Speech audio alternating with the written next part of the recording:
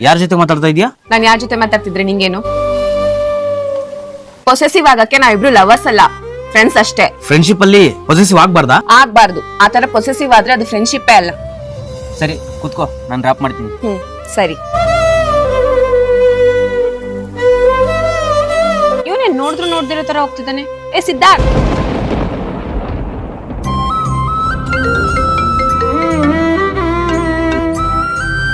ಏನಾಯ್ತು? ಫೋನ್ ಮಾಡಿದ್ರೆ ಫೋನ್ ತೆಗಿತಾ ಇಲ್ಲ. ಯಾಕೋ ಒಬ್ನೇ ನಿಂತಿದ್ಯಾ? ಫೋನ್ ಮಾಡಿದ್ರೆ ಫೋನು ತೆಗಿತಾ ಇಲ್ಲ, ಸರಿಯಾಗಿ ಮಾತು ಆಡ್ತಾ ಇಲ್ಲ.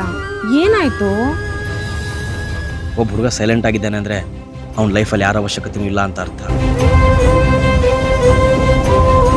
ಸಿದ್ಧಾರ್ಥ್, ನೀವು ನಿಮ್ಮ ಲೈಫ್ ನೋಡ್ಕೊಳ್ಳಿ ಮೇಡಮ್.